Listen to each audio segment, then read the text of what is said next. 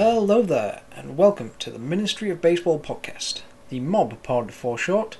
I'm your host CJ Hancock, and without further ado, let's get straight into our inaugural episode.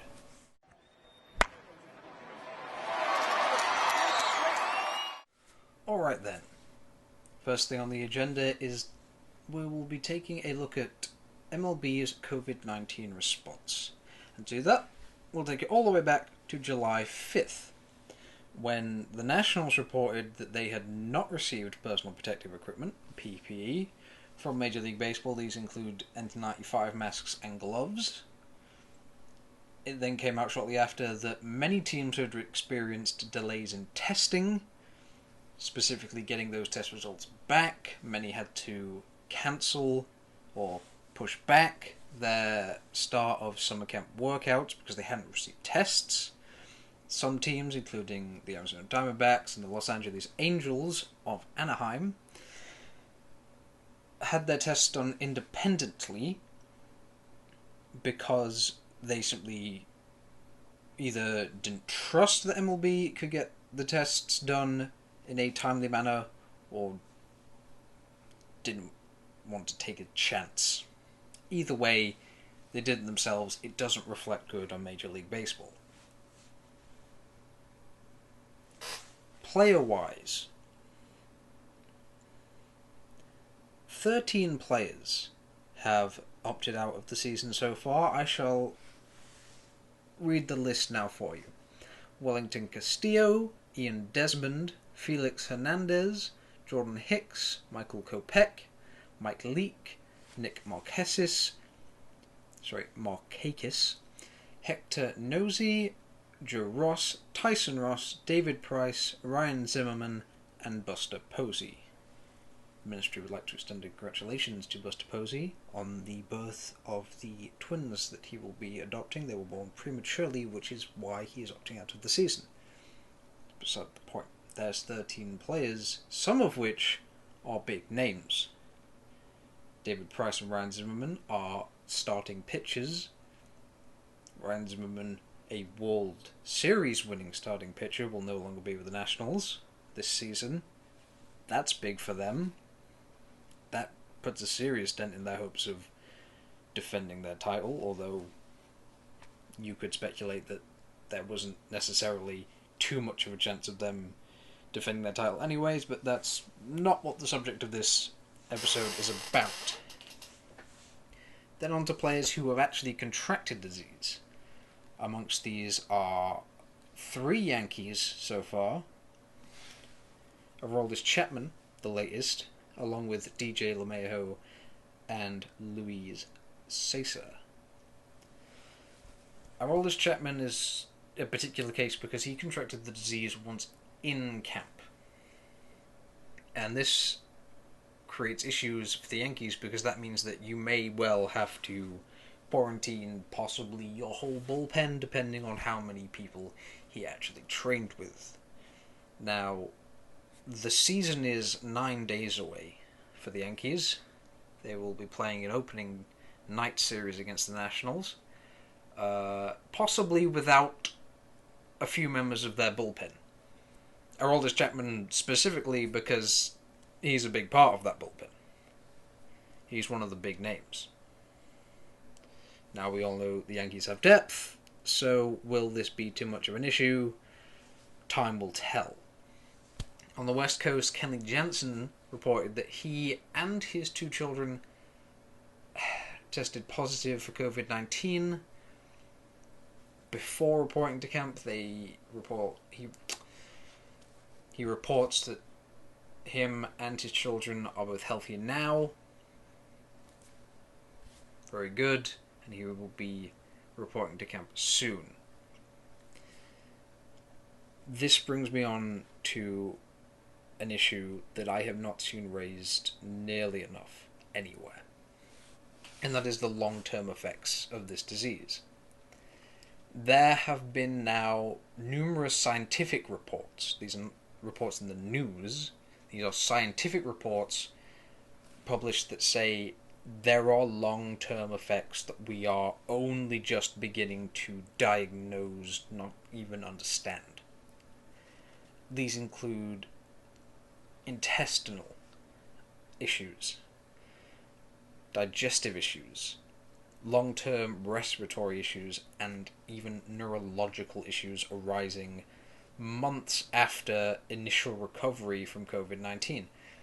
Now, that's not good for anybody, but especially if you're an athlete who relies on your body wholeheartedly to make a living. Say Kenley Jansen, for example. He spent 2 weeks, cleared, perfectly fine now, but then say in 3 months, say, well, obviously the Dodgers are going to postseason, so say now in the postseason, and then he realizes during workouts, oh, I'm getting tired quicker. I'm maybe 10 to 12, I'm able to throw 10 to 12 pitches less before I get out of breath. Begin to feel fatigued, and that is possibly because of the long-term effects of COVID-19 on the body, particularly on the respiratory system. That's not good, and more work needs to be done to translate this to players specifically in MLB's case, but everyone. This isn't just a one-and-done disease. This is big and bad news if you get it. Regardless of if you're asymptomatic, this needs to be translated to people and players alike. That was a very sour note to touch on, but it needed to be said. And now on to the wider effects of this disease on the season as a whole. There has been much speculation around the legitimacy of the season if any one of the 30 teams wins. Say, I've seen a lot of people say case-by-case basis. If the World Series is Yankees-Dodgers, then fine, let them have it as a legitimate World Series. But if, by some miracle chance, it's Mariners versus God knows who, then that's perhaps something that we need to take a look at and put a strike against. But yeah, I see it as you can't play it both ways. You can't have your cake and eat it too, despite the fact that most things, including this podcast, are in reality cake. That's right. Even the sounds that you're hearing are cake. But that's besides the point. What I'm trying to say is that I do not believe that the reward for this 60-game season and postseason should be the Commissioner's Trophy and a World Series title. This is why. Because in order to receive a World Series title and lift the Commissioner's Trophy at the end of the season, you have to go through an MLB 162-game mandated season. That is the work. The World Series title is the reward. Teams will not be doing the 162 games worth of work. That is just a fact. And so I think should be done is have a completely new one-off reward for this season. Standard, just have the season, have the 60 games, have your normal postseason, but do not hand the Commissioner's Trophy out at the end. Get a new trophy, have it be sponsored by some charity for healthcare workers, whatever. Have it be a one-off MLB healthcare workers, we support you, shield, trophy, whatever. That would be fine. We all are aware that this is not going to be a normal season. It hasn't been a normal year by any means, unless you go back into the dark times of ancient history. It would be fine to just simply have a one-off sprint season award.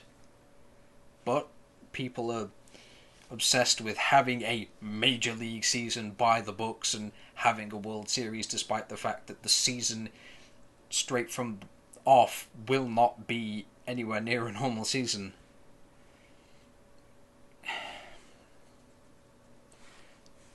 And the credibility of anyone winning the World Series after this season will be debated until the end of time. Let's be honest, even if the Dodgers win it, if the Orioles win it, there is going to be endless debate between fans within the sport, of opposition teams, from people outside the sport who are just, they will not accept this as a real World Series, either out of spite or legitimate opinion. That's just the way it is. And here's the thing from a fan perspective, if your team wins the World Series, you're going to be screaming from your home, your sofa. There will be no one in the stands. And while that seems like a novelty, right? If you take away the World Series aspect of that and you say, you've won a trophy, you have played well against all your opposition, you have gone through a postseason, here is your reward. It's not the World Series, but it is a legitimate MLB recognized trophy. Right? That removes any sort of debate, any criticism, and any endless pedantics that would surround a World Series win this year. Because it wouldn't be a World Series. Full stop. And the reason really I'm saying this is because it's not a normal season. That's the bottom line. If a normal season gets a normal reward. An abnormal season should not get the normal reward. That's just the way it is. It's like, look at MLS, for example. They are having, I believe it's called the MLS is Back Cup. It is works like a World Cup style bracket. You have group stage, then you go into straight knockout phases. They're not receiving the MLS trophy, they're receiving the MLS is Back Cup. Because they could not get a normal season in. The case is different with basketball is because they got roughly 3/4 of the way through their season. The playoff picture had begun to sort of work itself out besides a few teams. Those few teams are going to play series against each other to work out the seeding for the playoffs. But besides those few teams, there was no issues.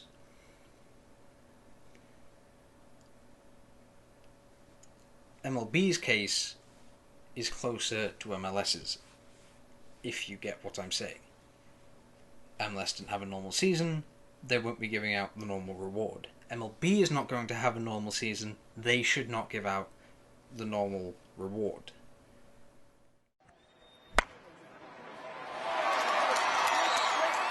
Now on to the even bigger picture with Major League Baseball and its very big issues. And a question I started asking myself during the whole debacle of how many games we will play, will players get prorated pay, is why is the MLB season getting underway such a big issue compared to the other big sports in the United States? And I came to the conclusion that it's a tiny part bad luck. Obviously, the MLB season takes place over the summer, which was completely wiped out by the COVID-19 pandemic. There will be no summer for anybody, right? That's bad luck.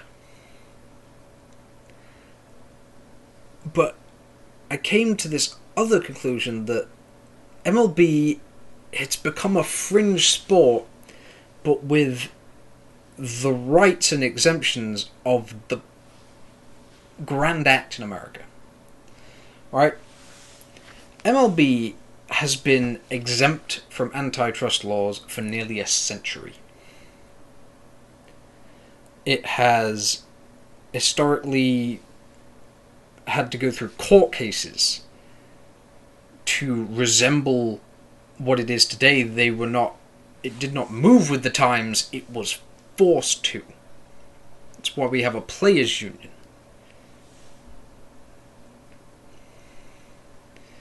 And baseball in America is just in decline. And this is astonishing to see because compared to certain sports in America, it is the one with the least barriers to entry at grassroots level, you'd think, compared to sports like American football, which requires to play quite expensive pads, helmet, equipment, gloves, all that gas. Baseball is just bat, ball, rudimentary glove. You go to America, Dick's. You go to Dick's Sporting Goods, or just buy it on Amazon, wherever. That is the beauty of baseball. Is that you see all these pictures from many years ago of people playing stickball in the street. That is the beauty of baseball.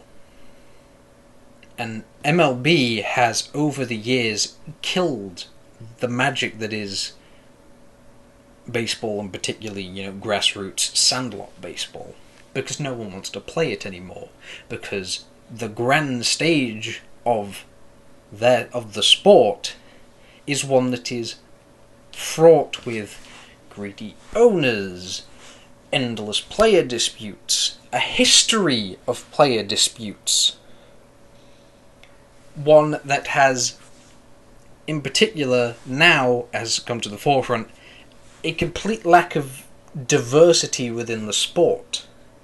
And you may think, oh, well, Jackie Robinson, and they made all this fuss this year about Glenn Burke, and they have a pride night every night, and you're shaking your fist in the air, and you're basically just Abraham Simpson going, old man shouts at cloud. The bottom line is that it's not diverse at all. And this is because, what I was saying earlier, Major League Baseball has refused to move with the times, naturally. The only time they have, gone with the flow of progression is when they were physically forced to.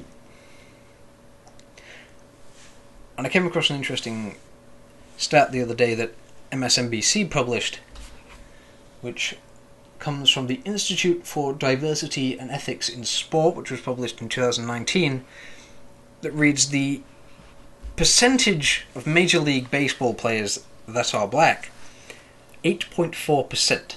And you may think, well, that's a relatively accurate representation of the population. But then you compare it to sports like the NFL and Major League Soccer. The NFL is 58.9% black. The MLS is 23.1% black. And Major League Baseball is 8.4% black, and that is because not because it's an accurate representation of the country. That's because black people are not choosing to play baseball. They are opting for the straightforward path of football or soccer. That is the truth of it. I will kind of avoid mentioning the NBA because the NBA has certain literal physical limitations. Is my point is that you're going to be 6.5 foot or above, and that's just not the average height. So I feel that applying it more to the NFL and MLS is a bit more of an accurate comparison.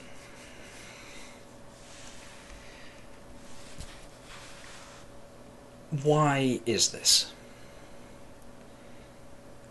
I think personally it's because baseball has become, the path to Major League Baseball has become so god-awfully convoluted, even before you get to the professional level, that there are so many, holes that players can fall through, so many ways that they can just be removed from the sport emotionally, through circumstance,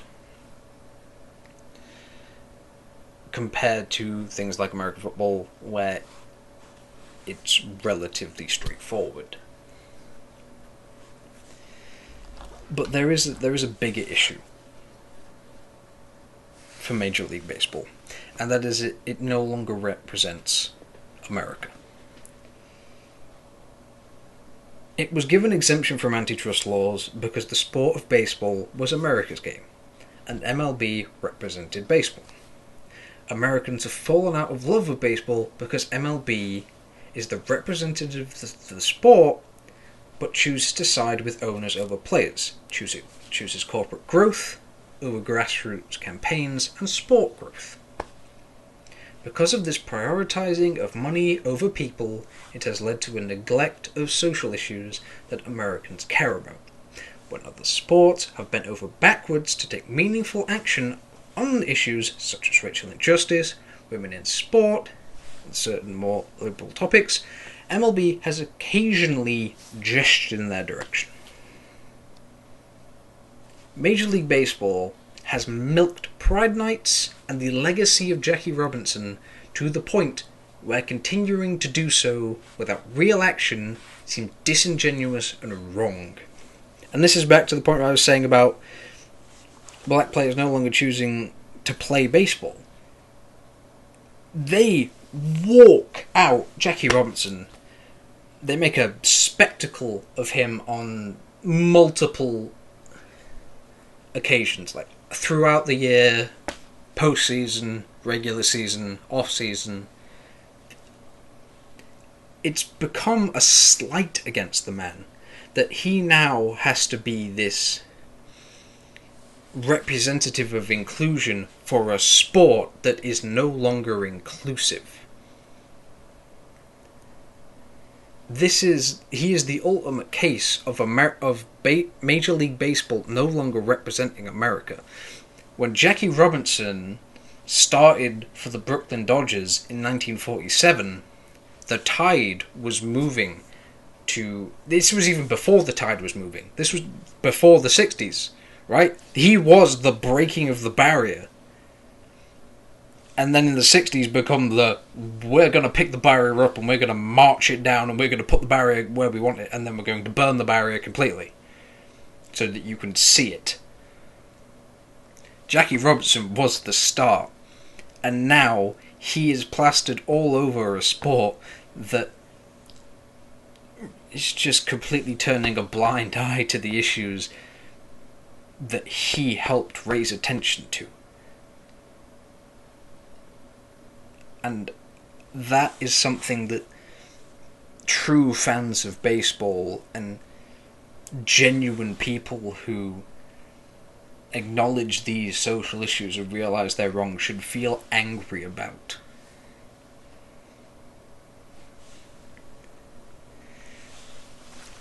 And it's affected the fan base. More right-wing and conservative individuals are moving into baseball because it's the only place where their views aren't challenged, right? They no longer felt welcome in other fan bases because they were active. They were speaking out against injustices, against attacks on minorities of all forms, race, creed, gender, sexuality, whatever. These sports and their fan bases were embodying more progressive ideologies. Baseball did not, and so all the people, these backwards, stuck in the past individuals, came to baseball because this was their safe haven. They weren't challenged on their ideals, and it has created a cesspool. Right?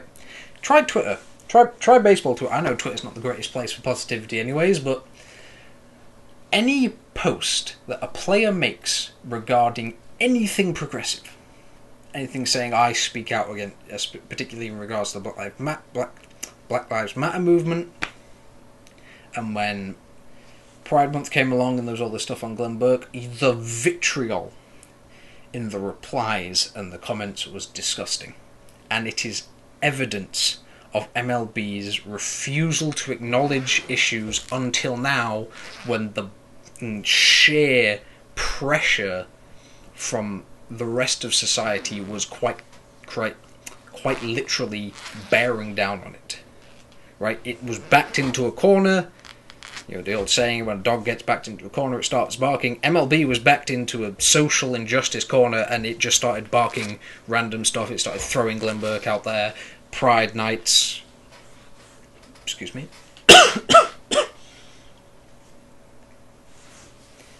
And all that gas. And it's disingenuous.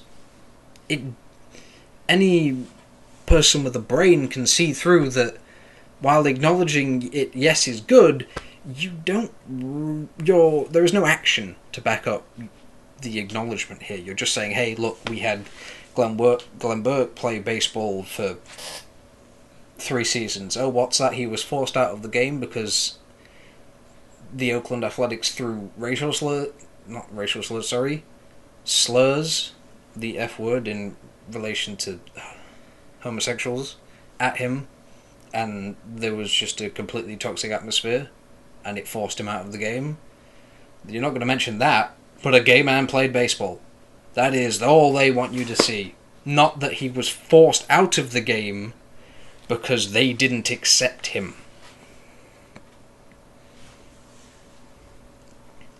It makes me sad and angry.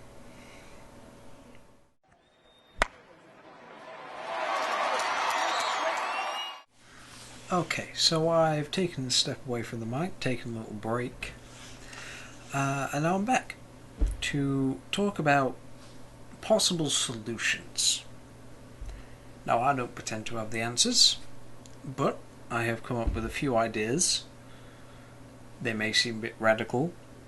They're just theories.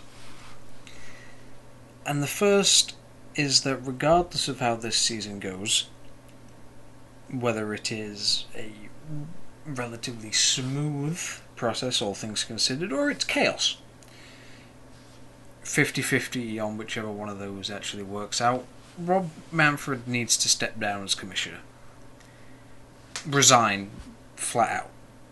That or be dragged out of his office and thrown into the street, like the scene from The Dark Knight Rises where Bane goes into the fancy hotel and just drags all the rich people out with their fur coats and such and throws them into the snow. Because he has failed baseball. He has talked a lot of crap, just talked and talked about, oh, we're going to grow the game, we're representative, ooh, yes, baseball, let's play. It's bullshit. It's complete bullshit. He's actually done very little in terms of growing the game. All he has done is stuff the pockets of owners that are already very, very rich. And that's caused the game to go into complete decline. It's evident. There is decreasing participation. Its reputation is nosediving. That's why leagues like the NFL and the NBA are widely more popular nowadays in America and around the world. Obviously, once you start talking about the international picture for American sports, it becomes very muddy because different sports are popular in different areas of the world. But if you take the numbers into consideration, they're just the NBA, the NFL. They're more popular, right?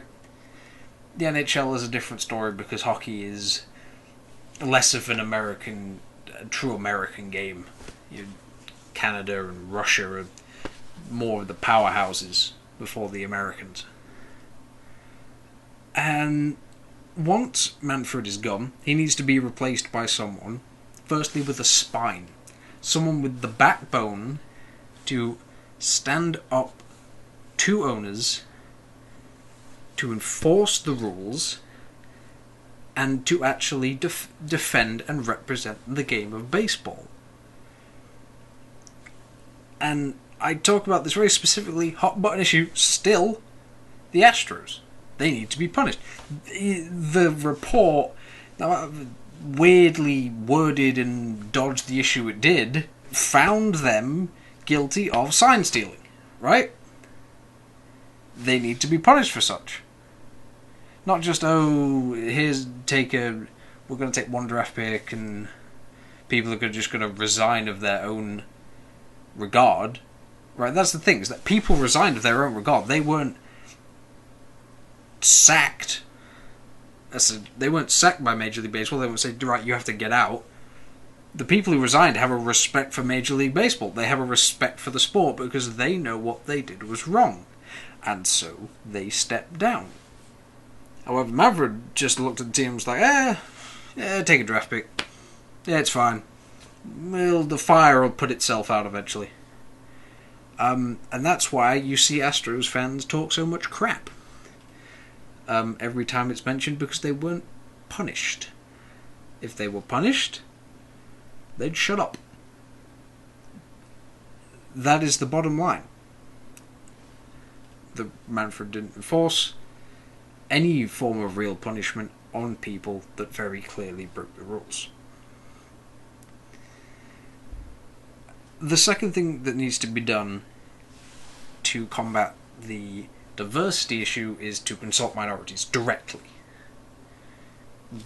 Consult African Americans, Latin Americans, on the sexuality side, consult LGBTQ members, consult women. Just get the input and make the changes. It's not that difficult in a concept. It's not that difficult to at least try. And if Major League Baseball can get someone in, whoever it is, I know Trevor Bauer seems to be pushing for the job, ironically or not, I can't really tell. Is he the best person? He kind of seems to be building some sort of whatever campaign for that on the back of punishing the Astros, which is a good start, but whether he'll do anything beyond that is... I don't know, really. But once Major League Baseball replaces Manfred with someone who actually gives a shit about the sport of baseball, maybe then it can begin its path to recovery. Maybe it can at least stop the bleeding, plug the hole, and begin to drag itself back from the brink of complete obscurity in American society. In terms of specifically how you grow the game, schools, you need to make the path clearer. You need to go high school, you need to go little league, high school, college, the pros. That is it. You don't need road leagues or whatever, all these sort of middle school age leagues that you get. Scrap all that. It's not... It just creates too many places for roadblocks and for holes and for opportunities for people to fall out of love with the sport.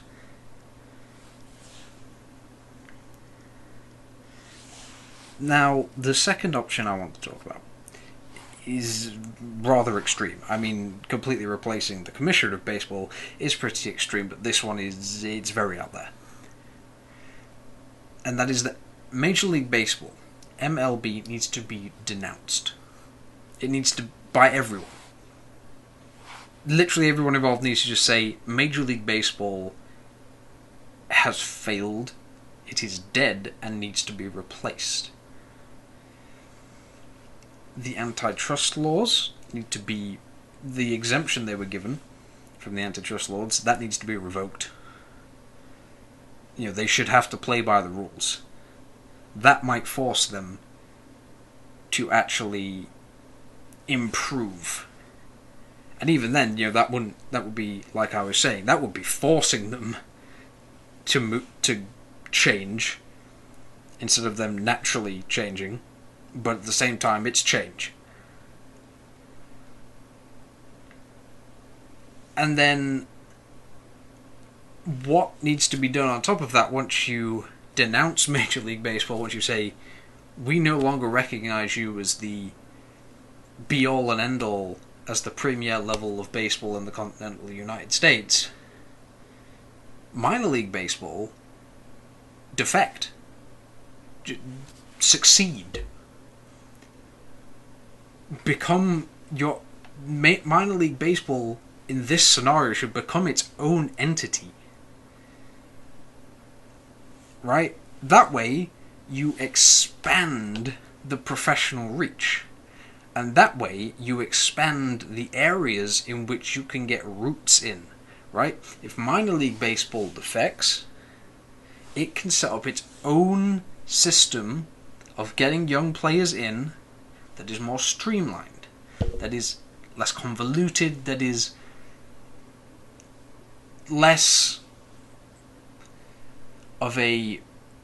that puts less roadblocks in place for minorities of all kinds.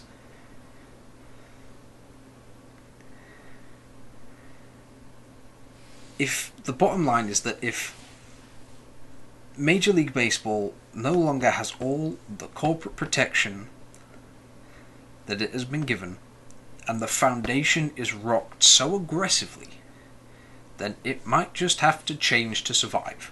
Because once you introduce all these competitors in the form of the minor leagues that will probably have to will obviously change its name, the indie leagues, you know, that's an opportunity for them to grow if Major League Baseball's reach decreases.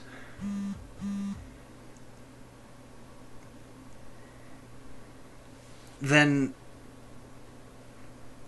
the foundation will be rocked so aggressively. The landscape will change so drastically that Major League Baseball will just will have to change to just simply survive in any state. But then the con with that is, at that point, then you no longer have a Major League Baseball in the state that it has always been. It is no longer Major League Baseball. It's just another pro league for the sport of baseball, which is a hard thing to consider, to even imagine, but it's a slim possibility, and it might well theoretically be a successful one. Those are the options I theorized, I came up with. They're extreme, I understand. But doing the small things, the slight changes, they're not going to change things in big ways. They're just going to keep chugging along in the same direction, but slightly slower. And that is not what it is needed to rebuild the reputation and popularity of Major League Baseball in the United States. And that is all I have to say on that regard.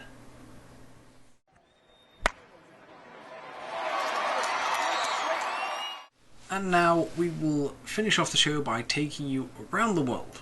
Baseball is an international game, as many of us around the world know. Not too many in the United States has become evident over the past few months, but hey, they know now, and that's good. So, first to the east, Japan.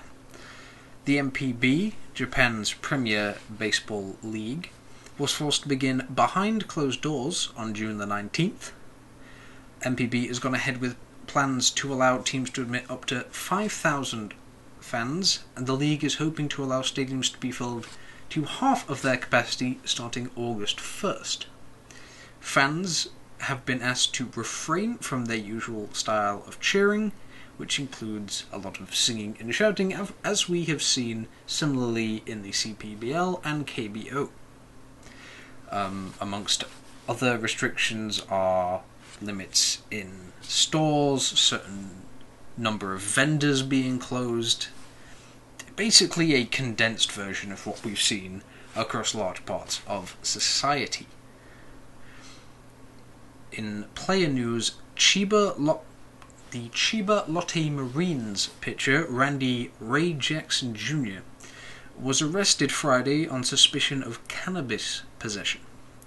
Bottles of cannabis concentrate in liquid form were allegedly found during a search on his home on Tuesday, July 7th.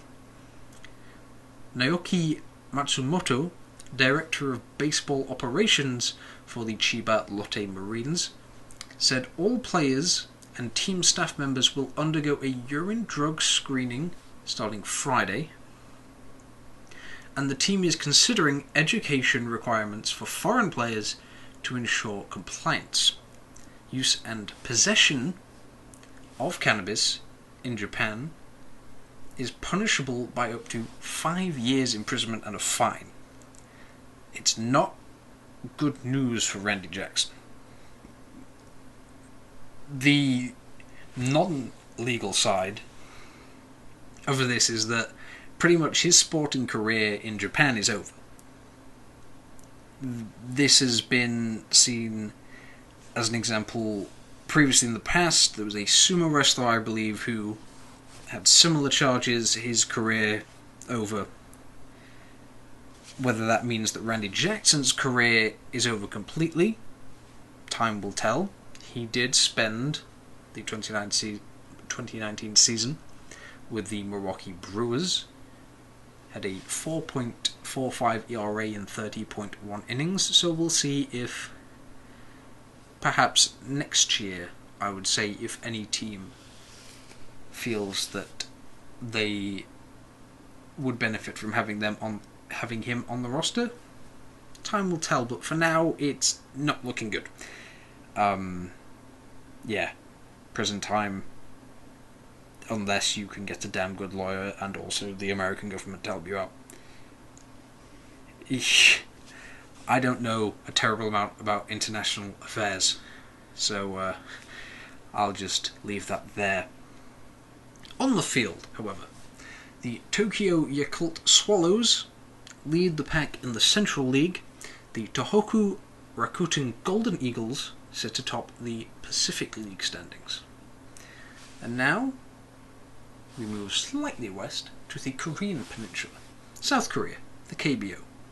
It is reaching the halfway point in the season. The NC Dinos have a bit of breathing room at the top of the table, but the rest of the playoff picture is very, very close. Only 2.5 games separate LG Twins in 5th, which is the last playoff spot in the KBO, and the Lotte Giants in 8th. Very, very close. Going to be a very, very fun sprint to the finish there. At the bottom of the table, oh boy, the SK Wyverns and Hanwha Eagles currently battling it out for the proverbial wooden spoon. And let me tell you, if you get a chance to watch either of those teams play, you will understand why. It has been a painfully poor year for both those teams. Off the field, in terms of COVID news for the KBO, Jiho Yu of the Yonhap News Agency reports that KBO teams are prepared to open the gates on a relatively short notice. They are waiting for an elusive green light from the CDC, the government in Korea, that says it's safe to have gatherings of any form. There is a frustration on fans' part, as in Korea beaches and parks are open, so why not ballparks, as they're similar, really. As you may think, oh, stadium, there's some enclosed nature there, and yes there is, but the reality is the bowl of the stadium is open air. It's the same logic as a beach or a park. So, only time will tell there. Now, move slightly south to Taiwan. The CPBL. Real interesting this week and really fun to see. the CPBL recorded its largest attendance of the season and the largest attendance in the baseball world this year, for obvious reasons, on Sunday as 10,651 fans watched the Rakuten Monkeys beat the CTBC Brothers to prolong the brothers' wait to clinch a post-season spot until today, when they beat the Uni-President Lions 6-1 and were officially crowned the half-season champions, which in the CPBL, the season is split into two 60-game halves. The winner of each half goes through to the Taiwan Series, their equivalent of the World Series, unless of course there's the same team wins both half seasons, in which case the runner-up in terms of win percentage goes through, and obviously once you get into win percentage there can be some confusion, in which case there will be a prolonged postseason. But all we know for now is that the brothers have clinched their spot in the postseason in Taiwan, and congratulations to them. I want to touch a little more on that number, 10,651 fans in a stadium. People in a stadium, in a baseball stadium, in 2020. God, did any of us think we'd see it? If you can go on Twitter, at CPBL, at CPB, I think it's at GoCPBL, there's another account you follow there. There's video of it. It's an electric atmosphere. It is electrifying. Astonishing. Fans no longer have to wear masks. They no longer have to distance. It is just like a regular baseball game. And that is a well-deserved reward for a nation that's COVID-19 response was arguably the best in the world. Granted, they're a smaller nation, much smaller than a lot of the major ones, but they still handled it remarkably well if you compare it to other smaller nations. And you just kind of think if America would get its head out of its own arse for once in its life and look at how the rest of the world is operating, it may be on a better path than it is now. But I will not step into that minefield just yet. Now, we will get to the Western Hemisphere right now. Go all the way around, but not to the US, to Nicaragua. The Pomares 2020 playoffs have reached the semi-final stage. Very close. The number 1 seed, Indios del Boa, will take on the number 4 seed, Tigres de Chinantega. That is Chinandega, to pronounce it correctly. The number 2 and 3 seeds, Esteli and Dantos, will face off against each other, both in best of 7 series. Which, the winner of those two semi-finals will meet in the grand final of the Pomares, which is due to start on August 2nd. Now, news came out today. There was some disagreement regarding where the two semi-finals will be held. Currently, all the remaining playoff games in the Pomares are scheduled to take place at the National Stadium in Managua, the capital. However, there is a increased number of COVID-19 cases in the capital. However, the stadium itself is acknowledged as the only one capable of handling the demands of catering to a COVID-19 response in regards to baseball.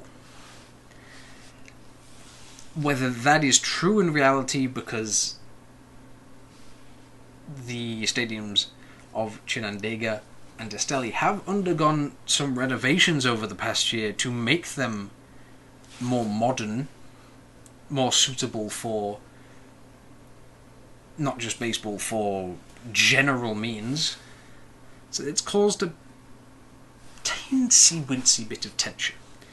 But for now, the Primaries semi-finals and final will be going ahead as planned. Like I said, the final is due to start on August 2nd. The semi-finals will get underway this Wednesday, today,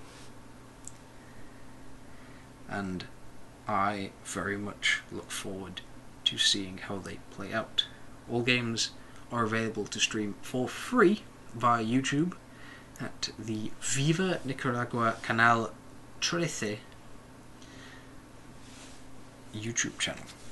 Free playoff baseball. Come and get it while it's hot.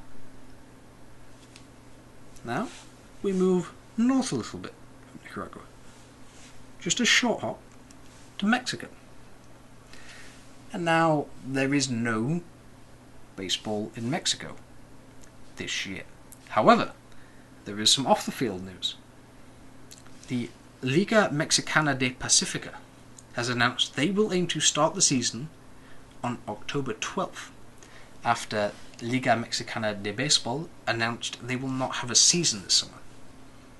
So that's arguably the big summer league in Mexico will not have a season, but the winter league, a couple of winter leagues in Mexico, the Liga Mexicana de Pacifica, have announced that they will have, or at least aim to have a season, starting October 12th. And now some interesting news in this regard is that the MEXPAC, abbreviation of Liga Mexicana de Pacifica, I know you're not stupid, but just to clear it up,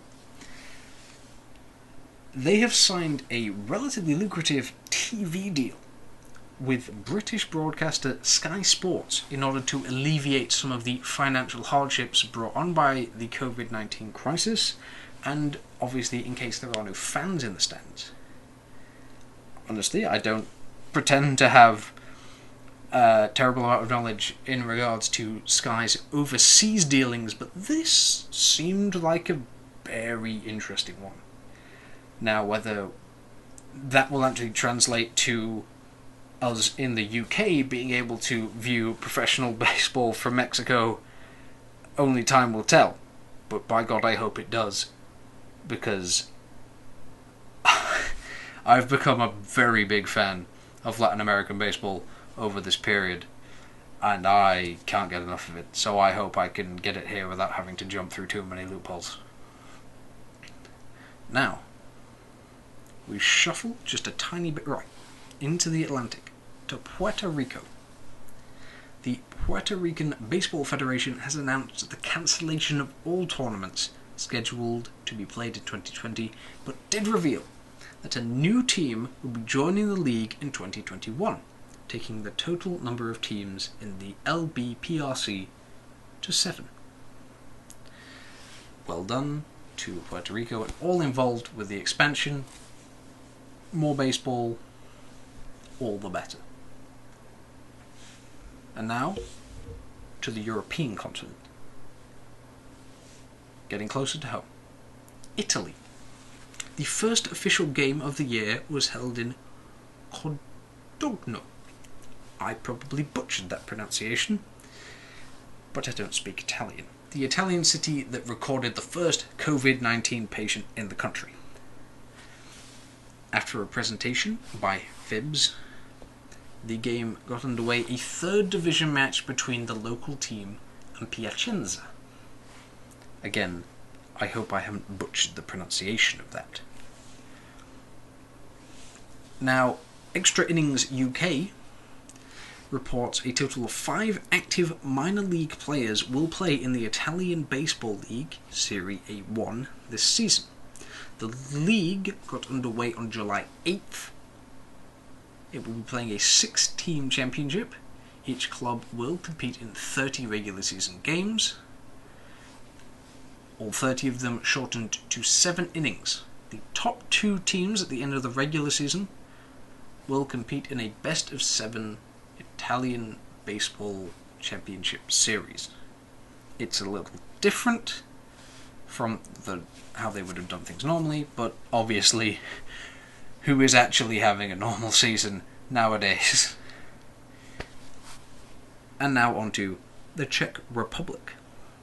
The Czech Extraliga, the first European baseball league to resume play during the coronavirus pandemic, has concluded its regular season. The top 6 teams move on to the postseason. This season in Czechia has ran pretty normally, in all honesty. To be honest. Anyway, I just made the point about who's having a normal season. Well, the Czechs. And congratulations to them. Well done. Not only did they manage to get through their standard season and will be having a standard postseason, they're also having an all-star game, as planned. And wow, congratulations to everyone involved there, because that is an achievement this year. And so we move to the Netherlands. The Honkbal Hoofdklasse will begin its season on July 23rd. Like Italy, they too will be playing a limited season, with the league releasing a statement saying they are working hard in partnership with 360 Sports Intelligence and Icons to get broadcasting equipment set up in order to stream games once the season starts. Now, the tweet they put out with that announcement was accompanied with pictures of a lot of equipment, lots of weird boxes with more boxes inside with blinky lights. This I don't pretend to know anything about, but it looked very promising for those of us actually not in the Netherlands, that we may actually be able to get a taste of Dutch baseball this year. A silver lining, if only a slim one. And so, that brings the international roundup for this week to a close. Now I'd like to close out this episode of the MoB Pod with some news from home soil, the home front. The Ministry would like to extend a massive commendation to Women's Baseball UK for representing the UK at the International Women's Baseball Centre's Women in Baseball Week. This is the 3rd year running that they will be representing the UK, and it is also their 3rd annual virtual baseball card series. Now, they are very excited to include more players, coaches, volunteers, umpires, and other officials to the series. Now, they have extended an invitation. If you, or anyone you know, would like to be included in this year's virtual baseball card collection, you can apply now. You can find the link to the application on their Facebook page, which is Women's Baseball UK. The Ministry would also like to extend a big welcome from the UK baseball community to Britain's newest club, which ironically is a follow-up, child successor to one of Britain's oldest clubs. The Derby Devils have been formed, so anyone in Derby or the Derbyshire area would like to get involved with baseball in the UK, the club is holding tryouts, and once again the Ministry would like to extend a big welcome. So that should just about wrap things up for the inaugural episode of the MoB Pod. Don't forget, you can follow the Ministry on pretty much any social media you can think of. We are on Twitter @MinOfBaseball. We are on Instagram @Ministry of Baseball. We are the Ministry of Baseball on Facebook. We are the Ministry of Baseball on YouTube. And if you want to get in direct contact with the Ministry, you can use our email, which is ministryofbaseball@gmail.com. That is ministryofbaseball@gmail.com. Thank you for listening. We wish you a great day and a great rest of your week. Goodbye for now.